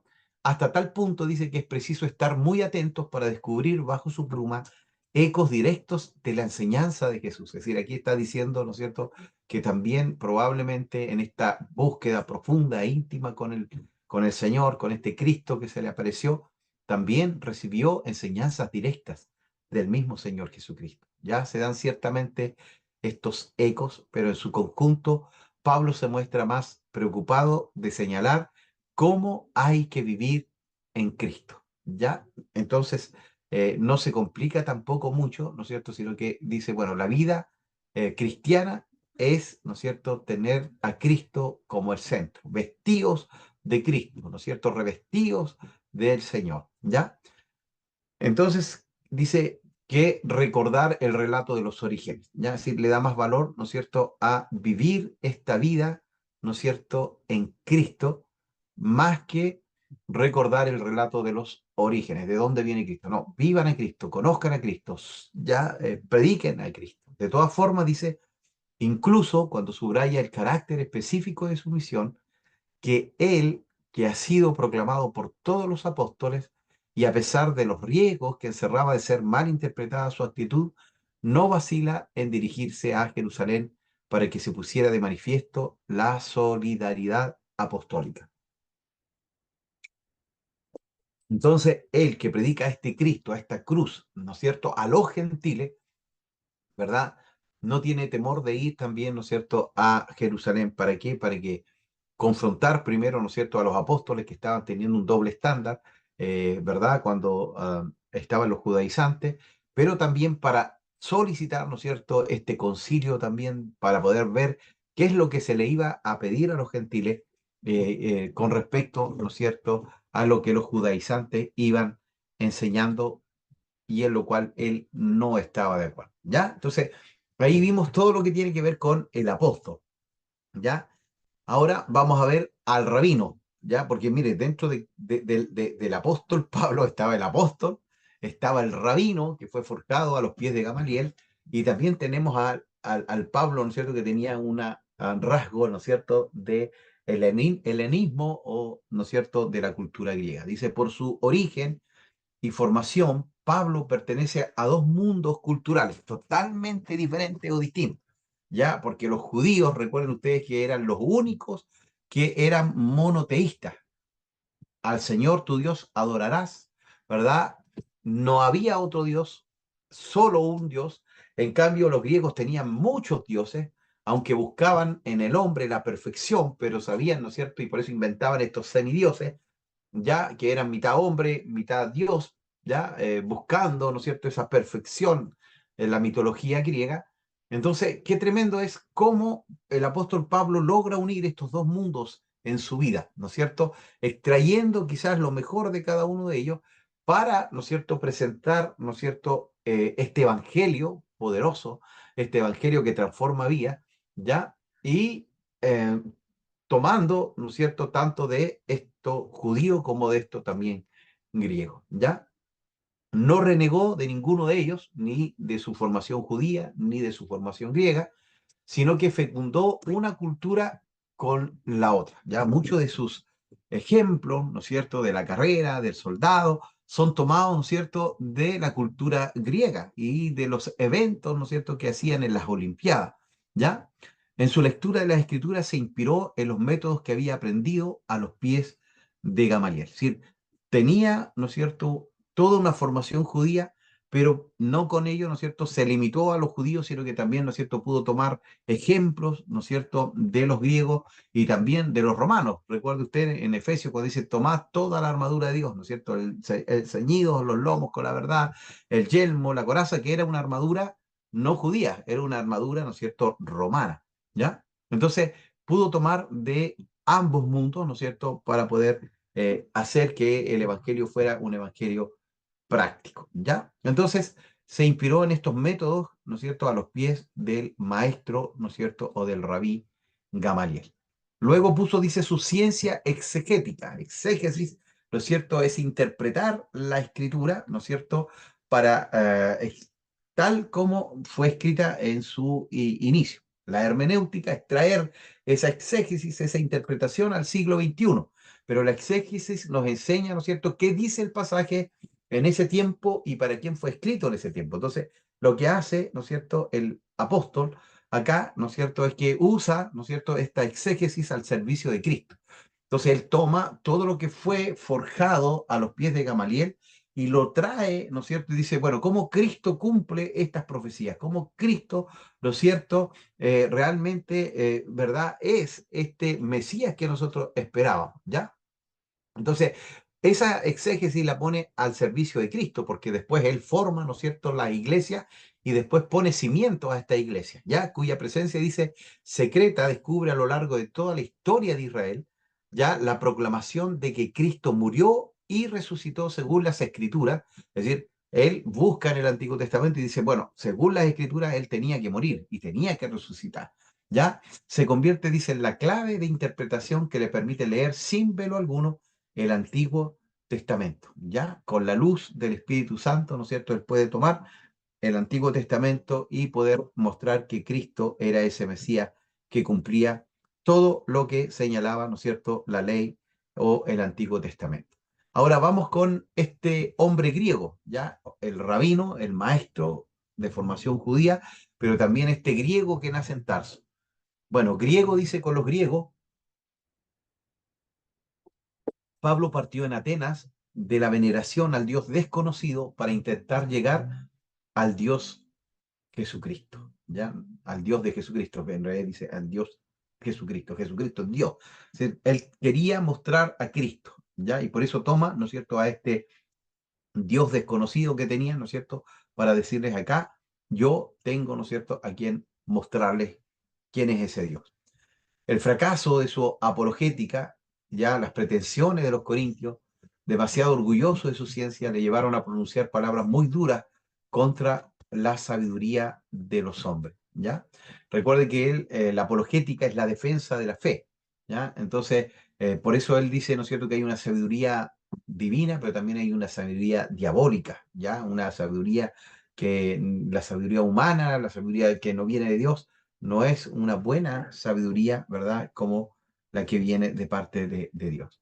Dice, pero no se trataba de condenar, sino sin más todos los valores humanos. Si se burla de la elocuencia, Pablo es un orador nato que sabe comunicar la fuerza de su convicción interior y usa de buena gana los procedimientos de discusión habituales en su época. Ya eso se le llamaba la diatriba, que era como una ciencia, como hoy nosotros le llamamos a la homilética, ¿no es cierto? ¿Verdad? Allí ellos usaban ese sistema, ¿no es cierto?, de discusión, ¿verdad? Especialmente los filósofos griegos, y el apóstol Pablo no tenía ningún problema en ir, ¿no es cierto?, y hablar con ellos, ¿verdad?, con este sistema, ¿no es cierto?, filosófico. Sabe apreciar todo lo que había de hermoso en la cultura de su tiempo, ¿ya? E incluso dice, cuando invita a sus oyentes al desprendimiento interior, no exige que se vayan de este mundo. Es en el estado en que cada uno ha sido llamado donde normalmente tiene que desarrollar el cristiano la gracia de su bautismo, ¿ya? Es decir, conoces al Señor, donde tú estás, allí presenta al Señor también, ¿ya?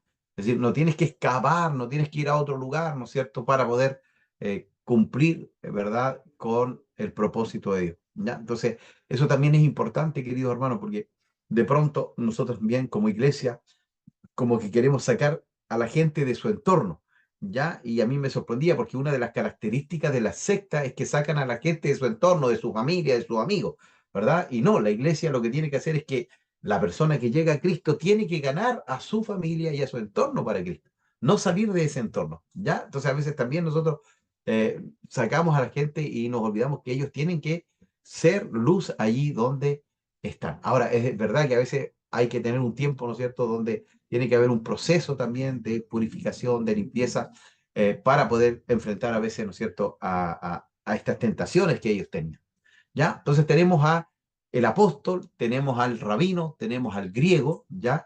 Ahora vamos a ver un poco de su fe y de su amor, de su ágape. Dice, ya, a pesar de ver a Cristo el Señor en el camino de Damasco, él está convencido de que caminamos por la fe y no en la visión clara, pues vivimos por la fe y no por lo que vemos, ¿ya? Es decir, él tiene muy claro, ¿no es cierto?, que este camino es un camino, ¿no es cierto?, que debe agradar a Dios y los principios están establecidos en la palabra de Dios, ¿ya?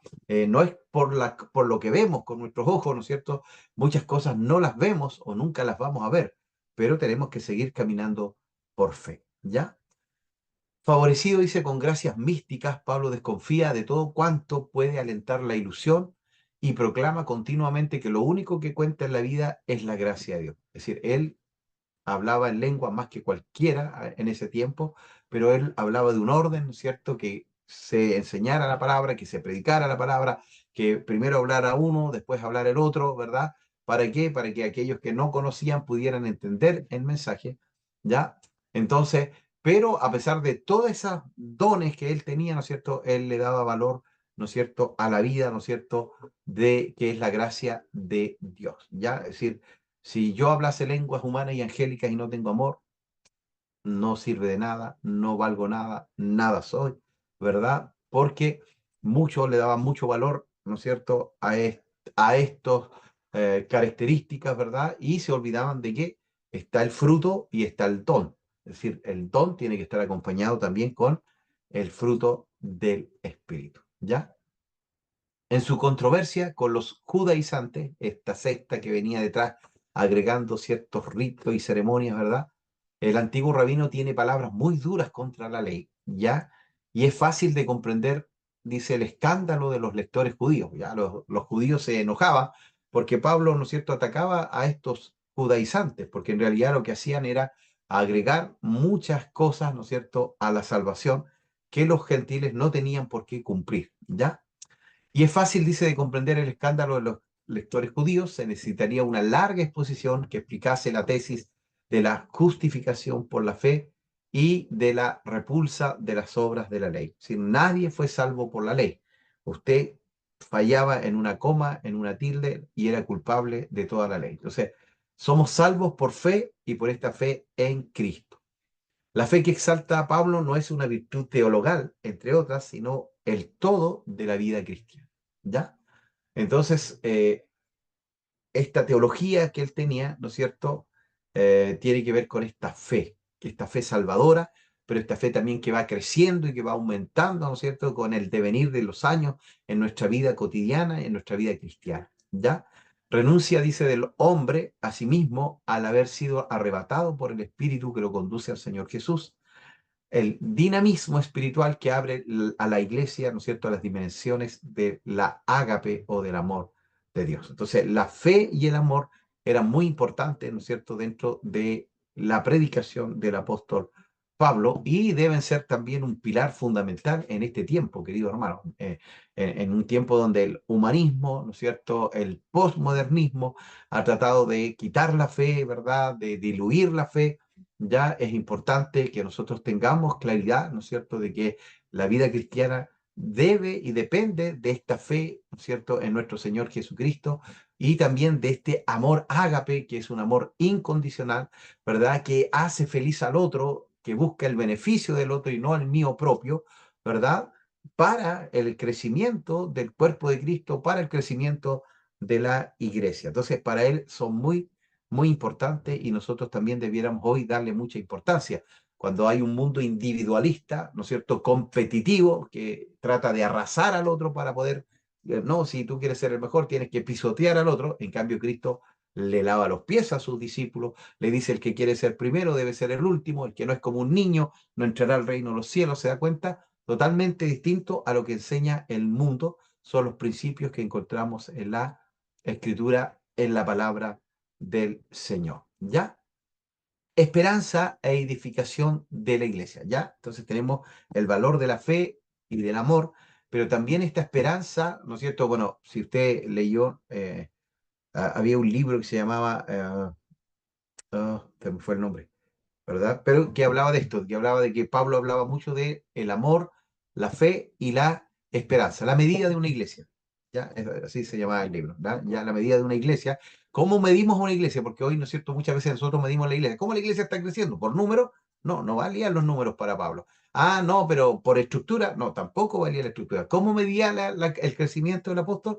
A través de la fe, el amor y la esperanza. Entonces, fíjese que en muchas de sus cartas él dice, le felicito por la fe, le felicito por el amor, le felicito por la esperanza. ¿Ya? Le felicito por esto, pero le falta todavía crecer en la esperanza. ¿Ya? Entonces, él hacía esta connotación. Entonces, ahora vamos a ver un poquito sobre esta esperanza y edificación de la iglesia. ¿Ya? En el Cristo de Damasco, que le sale, ¿no es cierto?, al apóstol Pablo, reconoció al primero de entre los resucitados, ¿ya? A este Cristo resucitado. Entonces, cuando en la iglesia de Corintios, ¿verdad? Por eso ahí aparece 1 Corintios capítulo 15, estaban negando la resurrección. Estaban diciendo, no hay resurrección. Es decir, aquí nos morimos y se acabó, no hay más después de la muerte.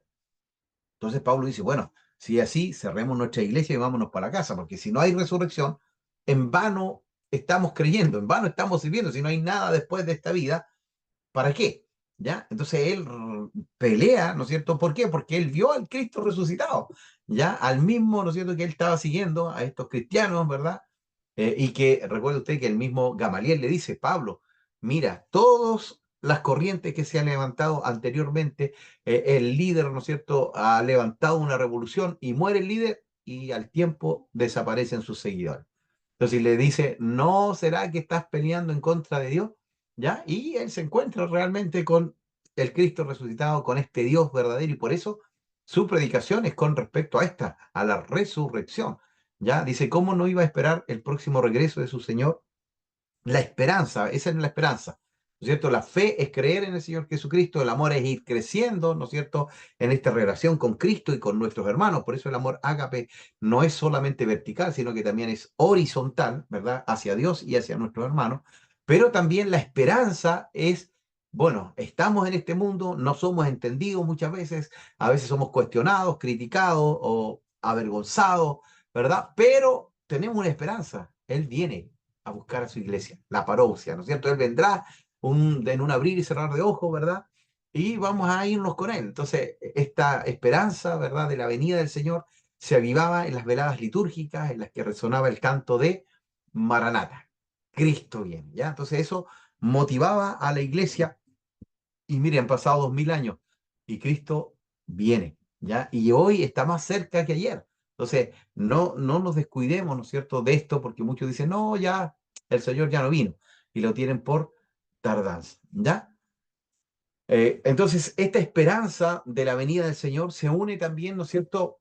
Porque tenemos que esperar al Señor, tenemos que prepararnos, tenemos que, ¿verdad?, crecer en la gracia y en el conocimiento de nuestro Señor Jesucristo, tenemos que parecernos a Cristo, ¿verdad? Porque tenemos que llegar a la estatura del varón perfecto, que es Cristo. Entonces, funda a través de la iglesia, porque sabe que en la iglesia se utilizan estos dones espirituales para edificar al cuerpo de Cristo, ¿ya? Entonces él levanta muchas iglesias, dice fundador de numerosas comunidades, siempre con prisas por ir más lejos, es decir, no se quedaba tranquilo, ¿no es cierto?, de ir a Antioquía, después de ir, ¿no es cierto?, a Filipo, a Corintio, a Galacia, de ir a Roma, ¿verdad? Y su sueño era llegar hasta España, ¿ya? Fundador, dice, de muchas comunidades. Pablo fue también un organizador que revisaba periódicamente las iglesias que había fundado. Es decir, no solo levantaba la iglesia y después las dejaba ahí al amor de Dios, no, sino que se preocupaba qué estaba pasando con esta iglesia, a los líderes, ¿no es cierto?, los instruía, los guiaba, los dirigía, ¿ya? Entonces siempre había una preocupación por estas iglesias, ¿ya?, que él había fundado, seguía de cerca sus progresos y sus caídas, ¿verdad? Les enviaba a sus colaboradores confiándoles numerosas responsabilidades. Pablo veía lejos y preparaba el porvenir de una iglesia que en el mundo tiene que ser columna y base de la verdad. ¿Ya? Y hermanos queridos, hoy si hay una carencia dentro de la iglesia, es esta, que no hay formación de nuevos líderes. Yo no sé en su denominación, pero en la mía se hizo un análisis, ¿ya? Y teníamos más de un 70-80% de pastores sobre los 65 años ya. Y se supone que a los 65 años la ley dice, ¿no es cierto?, que hay que jubilar. Sabemos que el pastor nunca deja de ser pastor, pero ya, ¿no es cierto?, teníamos más de un 80% de pastores sobre 65 años. Significa eso, decían, ¿no es cierto?, de que tiene que haber un recambio. Y no hay recambio, no hay gente que venga detrás de esos pastores. Entonces, Pablo se preocupó mucho de eso. Es decir, no solo de levantar su ministerio, sino que de forjar y levantar a otros, ¿verdad?, que pudieran tomar la mancera cuando él no estuviera o en la iglesia que él iba levantando, ¿ya? Entonces, que el Señor también nos ayude para poder, ¿no es cierto?, también, ¿verdad?, fortalecer aquello, ¿ya? Por eso él dice, ¿no es cierto?, que preparaba, ¿no es cierto?, a hombres y mujeres idóneos, ¿verdad? ¿Para qué? Para que sean, esta iglesia sea columna y baluarte de la verdad, pero también, ¿no es cierto?, con líderes, ¿verdad?, que sean íntegros, que amen al Señor y que también tengan este conocimiento profundo de la palabra o de la escritura. También Pablo se le puede reconocer, ¿no es cierto?, aparte de esta esperanza, de esta edificación, de este amor ágape y de esta fe, ¿no es cierto?, que él tenía, también, ¿no es cierto?, tiene esta característica importante, que él es un santo apasionados. No era fácil convivir con Pablo. Pablo tenía su carácter, ¿verdad? Pensemos en el choque con Pedro en Antioquía, sí, le llamó la atención, a pesar de que él era la autoridad, él era el líder, ¿no es cierto?, de la iglesia allí. Después la tensión con Bernabé, ¿no es cierto?, porque quería llevar nuevamente a Juan Marco y Pablo dice, no, yo no voy con Juan Marco porque nos dejó abandonados a mitad de camino en el primer viaje misionero. Y Bernabé dice, bueno, yo voy a ir con Marco y Pablo va con Silas, ¿verdad? Después dice la violencia de su polémica contra los judaizantes, donde hay una discusión fuerte, ¿no es cierto? Y él los trata como perros judaizantes y también contra estos falsos maestros, es decir, no tenía ningún tapujo, ¿no es cierto? Porque sabía el daño que puede hacer, ¿no es cierto?, una falsa enseñanza, una herejía, cuánto daña, cuánto destruye, ¿no es cierto?, las iglesias y especialmente a los más nuevos que no tienen una doctrina o que no tienen una madurez espiritual, ¿ya? Pero a pesar de ese carácter fuerte, ¿no es cierto?, porque que lo llevaba a combatir por la fe, por eso mismo él persiguió a la iglesia y cuando Cristo le aparece, ¿no es cierto?, se da cuenta que estaba mal, estaba equivocado y se vuelve un apóstol. Dice, sin embargo, qué gran delicadeza de afecto, a pesar de esa dureza, ¿no es cierto?, para reprender, ¿no es cierto?, para amonestar con sus queridos filipenses o con los tesalonicenses. Él mismo se presenta como un padre que exhorta a sus hijos, allí en Primera de Tesalonicenses. Su cariño, dice, es comparable el de una madre que acuña en su seno a sus hijos, ya, es decir, de defender la fe. Si algo le alteraba era eso, que la iglesia fuera cuestionada, que la fe fuera cuestionada por falsos maestros, por falsas enseñanzas. Ahí él no tenía ningún problema, ¿no es cierto?, en reprender con fuerza allí, pero también demostraba todo ese afecto y todo ese cariño y ese amor por la iglesia, por los creyentes, por los nuevos cristianos, ¿verdad? Dice su cariño es comparable de una madre que acuña en su seno a sus hijos. Si no retrocede ante el peligro por el bien de los fieles, necesita también sentir su confianza y su fidelidad. ¿Cuántas veces estuvo a punto de morir apiedrado? Lo bajaron, ¿se acuerda usted?, de una canasta porque lo iban a matar dentro de la ciudad. Pero él seguía predicando el Evangelio. Nada de eso lo desanimaba. La sensibilidad de Pablo, dice, es todo lo contrario de la imagen tradicional del sabio impasible, ya ese sabio que no muestra afecto, que no afuesta cariño. En cambio, él, ¿no es cierto?, ama a aquellos a cuales ha ganado y también, ¿no es cierto?, dice que sufre dolores de parto para que Cristo sea forjado en cada uno de ellos, ¿verdad? Y también sabe, ¿no es cierto?, imponerse duros sacrificios. Es decir, cuando cuenta su testimonio o defiende su ministerio allí en Corintios, ¿verdad? Cuenta todo lo que él pasó y realmente, wow, uno dice, qué tremendo, ¿no es cierto?, todo lo que sufrió este apóstol, ¿verdad?, en su caminar, en su andar, en este camino del Señor. Y dice, se está acostumbrando al desprendimiento, no es insensible frente a la ingratitud. Es decir, él se desprendía, si había que ofrendar, si había que dar, él mismo se había dado por la causa de Cristo, ¿verdad? Pero también, ¿no es cierto?, no es indiferente cuando la gente, ¿no es cierto?, varias veces cuestionaron su ministerio, ¿verdad? E incluso, ¿no es cierto?, que lo trataron de que él quería obtener ganancias deshonestas, y ahí es donde él tiene que decir, yo trabajo, hago tiendas, ¿verdad?, para tratar de no ser una carga. Ustedes nunca han ofrendado, he pedido ofrendas para Jerusalén, para la iglesia, no para mí, ¿ya? Entonces todo eso también le dañó, también le dolió, ¿no es cierto?, al ver la ingratitud de algunos que él había, entre comillas, ganado para el Señor. Hermanos, dudas, consultas hasta aquí, porque después acá viene, ¿no es cierto?, un vocabulario de las epístolas, ya que repite mucho el apóstol, ¿verdad? No todas las palabras que él usa, pero sí vamos a hacer un pequeño estudio de ellas, ¿no es cierto?, qué significaban ahí en el griego eh, eh, de ese tiempo, ya que ya no es el mismo griego que tenemos hoy. Ya sabemos que ya todas las lenguas se van modificando, ¿no es cierto?, en el tiempo, y por ello es importante poder, ¿no es cierto?, ver la significante de estas palabras o estos verbos. No sé si hay alguna duda, hermanos, alguna consulta, Sí, mi pastor. pastor. No, maravilloso, maravilloso. Yo esto, mientras escuchaba atentamente y la inteligencia y sabiduría que Dios le dio a este siervo maravilloso, guiado por el Espíritu Santo, de traer lo que se hacía en el Antiguo Testamento y lo expresó tan bien ahora en relación a todo lo que es la justificación, redención y todos aquellos conceptos que el mismo Dios, el Espíritu Santo, le reveló, pues, para nosotros entender ahora toda la obra maravillosa que hizo Jesucristo, que ya obviamente en el primer pacto Dios hizo un compromiso con su pueblo y se veían todas esas misericordias.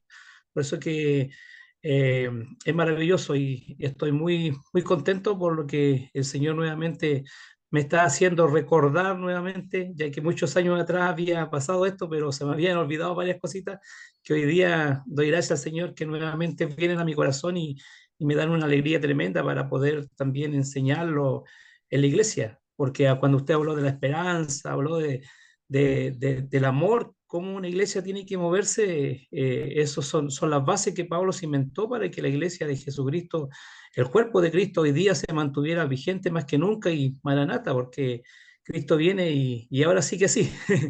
Eso es Amén. solamente para confirmar y dar gracias al Señor por esta hermosa clase que hoy día hemos tenido.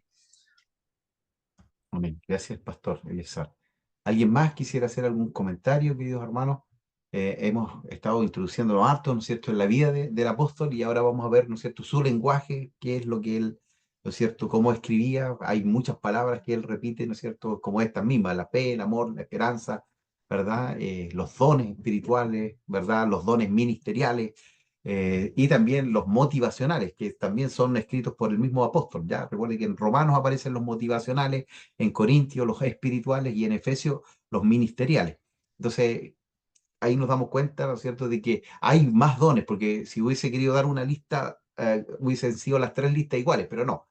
Él da tres listas, hay algunos que se repiten, hay otros que aparecen en una sola lista, ¿verdad? Entonces, todo eso lo vamos a ir viendo con la ayuda del Señor. Si no hay ningún otro comentario, entonces, hermanos, hoy día llegaríamos hasta acá, ¿ya? Así que vamos a orar al Señor dándole gracias por este tiempo, ¿verdad? Y que el Señor nos permita, ¿no es cierto?, Dios mediante el próximo lunes poder estar nuevamente, ¿no es cierto?, estudiando más de la palabra del Señor. Amén. Oramos entonces. Señor, gracias por este tiempo especial que hemos podido estar, Señor, en el Centro de Formación Teológica Trinitaria, en esta segunda clase, Dios mío, donde hemos podido ponernos allí inmersos, Señor, en la vida de Pablo, este hombre, este rabino, este maestro, este misionero, este apóstol, este hombre forjado, Señor, con una cultura judía, con una cultura griega, pero también con un profundo amor por tu obra, por tu reino, Señor, y siempre llegando más lejos, siempre llevando tu palabra a los lugares más recónditos, Dios mío. Ayúdanos, Señor, a tener esa fe, esa convicción, ese amor que Él tenía para poder, Dios mío, soslayar tantas cosas que suceden a nuestro alrededor, que a veces nos desaniman, Señor, o no nos dejan avanzar. Gracias, Dios mío, por la vida de este hombre que sin mayores recursos, sin toda la tecnología que hoy tenemos, Señor, pudo alcanzar a este mundo conocido para Él, Señor amado, y llenarlo del Evangelio, transformar ciudades enteras con el poder del Evangelio, Señor. Y tú no has cambiado, tú sigues siendo el mismo y por eso ayúdanos, Señor, prepara nuestra mente, nuestro corazón y nuestra vida para cumplir tus planes y tus propósitos eternos hoy y siempre. Gracias, danos un descanso reparador, danos una semana hermosa, Dios mío, y también permítenos con la ayuda tuya de poder estar el próximo lunes, Señor, en la tercera clase, para seguir avanzando en este lenguaje, Señor, que utilizaba el apóstol, Señor, en sus cartas. Oramos y te agradecemos todo en el nombre poderoso de Jesús. Bendigo a tus hijos e hijas, Señor, sus casas, sus familias, sus hogares y las congregaciones a las cuales ellos participan, que sean de profunda bendición, Señor, estos conocimientos y también puedan bendecir a su iglesia. Gracias, oramos en el nombre de Cristo Jesús. Amén y amén. Que el Señor les